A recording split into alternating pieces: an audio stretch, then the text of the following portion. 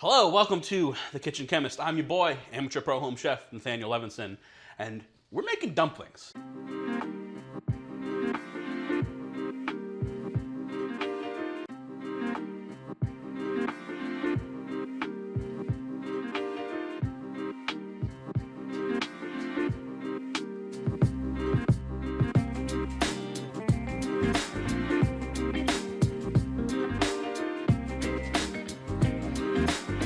Rolling. It's live. Today we're going to be making gnocchi, or maybe it's gnocchi, but it's not gnocchi, it's delicious. So this is a potato dough pasta sort of thing, a potato dumpling thing from Italy, and it's super simple, right? It's literally just potatoes, salt, and flour. And then what you do with it afterwards, the sauce you make, that's where you really elevate it. But we're going to be using some gold Yukon potatoes because these are a little more waxy, so they're give you a little firmer dough, a little less gluey than a starchier potato would, and also these just have a really nice flavor. So we're going to put these in a pot of water, bring it up to a boil, cook them for about 20 to 30 minutes until they're cooked all the way through. So now we're ready to get our gnocchi dough together. Now, gnocchi is just potatoes and flour.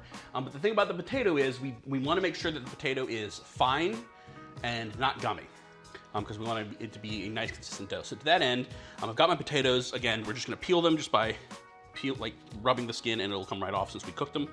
Then I'm actually going to dice them into finer pieces, and I am going to run them through a food mill. Now, you can use a potato masher, you can use a ricer. I recommend a ricer. I don't have one currently, working on that.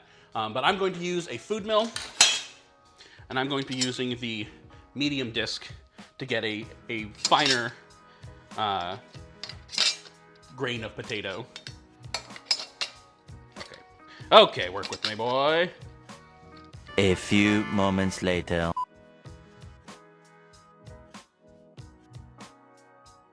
"12 seconds later.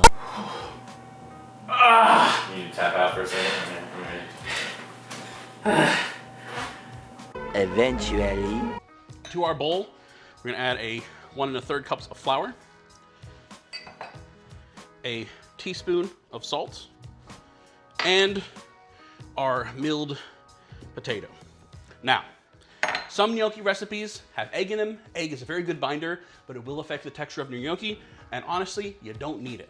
So, as long as you have the right ratio of flour to potato, you don't need egg to act as a binder. You can add it if you want to.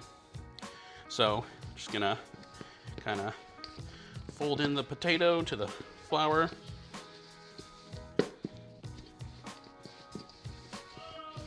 And it's gonna start to come together as a dough. I'll start using my hands, and again, we wanna work it as little as possible. We just want it to come together, so that way we don't end up with gluey potato dough. I'm just gonna get in there, start working my hands. Kind of a turn, a rotate, press. Just kind of bring it all together. If it ends up too sticky, you can add more flour. If it ends up too loose or too dry, you can add a little bit of water, but you shouldn't have to. It does not need to be a super sticky dough. It should be like a nice, tight, just like gently knead in all the flour. We get nice, solid dough, okay? It should be pliable, but not super liquidy, and we'll let that rest for about 5 minutes while the gluten hydrates. A few moments later. So now we're ready to prep our gnocchi. So we're gonna flour our work surface. We're gonna take, about 1/3 of our dough. We're going to start to roll it into a snake. And then once it's gotten a little long, we're gonna put it, make sure we get it floured. Just gently start in, push down gently and push out. Just gonna do that. Roll it out gently. If you notice one part's getting thin, then leave that part alone for a little bit. And just kind of spread our fingers, roll back and forth, and then just slowly get longer and longer. And we're just gonna do this until it's the thickness that we want. Now, the thickness that you want is gonna depend on you. It's whatever. You can make them really thick, you can make them really small, but it's totally up to you. I like them a little bit bigger. We're just gonna roll it out. Obviously you wanna be gentle because you don't wanna break it. But if you do, not that big of a deal. You just make that a separate piece, and work on that on its own. So that's about the thickness I want it. Again, the thickness is completely optional. So now I'm gonna cut it into about 3/4 inch pieces.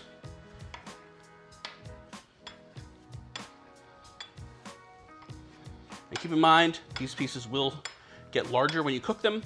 So if you cut them really small, then they'll be like medium-sized pieces. If you cut them really big, like I am, they're gonna be pretty thick pieces of gnocchi. And that's totally up to personal preference. So the next thing we're gonna do is we're gonna roll it, kind of press down and roll it against a fork. This part is the part I'm bad at. We want it to get those kind of signature grooves that'll soak up sauce.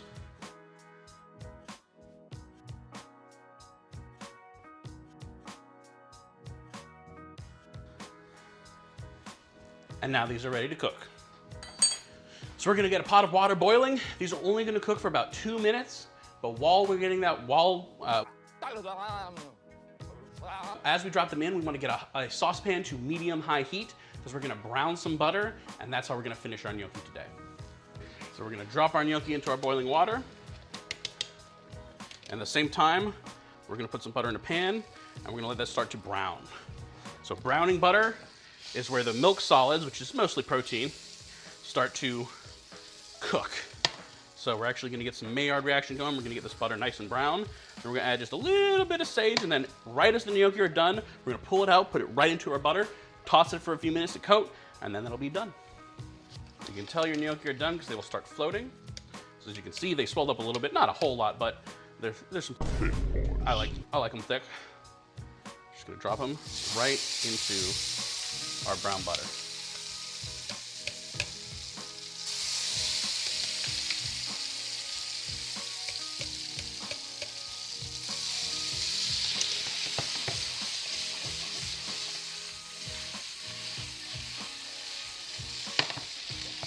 You can see all the little bits of browned milk solids are getting in the cracks and crevices of the gnocchi. And no bad boy is ready.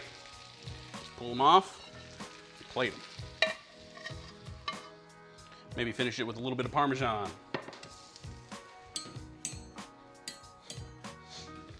So we kept it really simple, just did brown butter and sage, but you can go all the way when it comes to the gnocchi sauce. But my recommendation is have the sauce ready.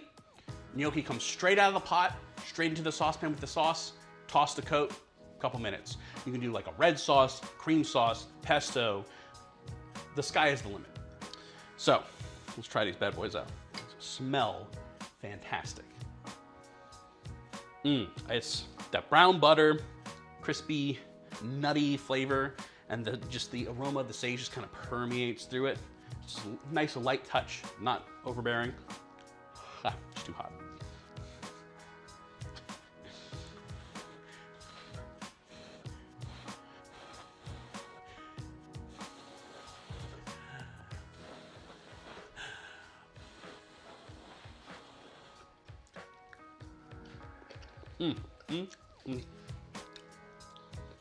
They're so light and fluffy.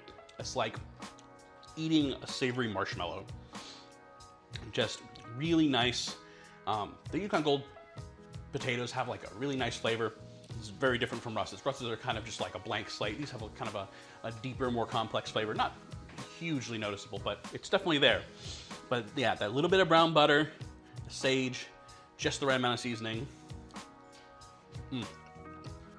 Oh my gosh. I could eat these for days. Can I help you? How long is this monologue going to go on for? It's gonna go on until I'm done eating the plate. All right. Okay, Mr. Big Man, come here. Eat that. I ate it last night? No, eat it right now. Eat a fresh, hot one right now.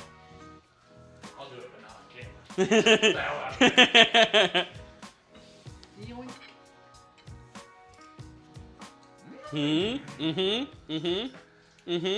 Those are better than last night. That's how long my monologue is going. Anyways.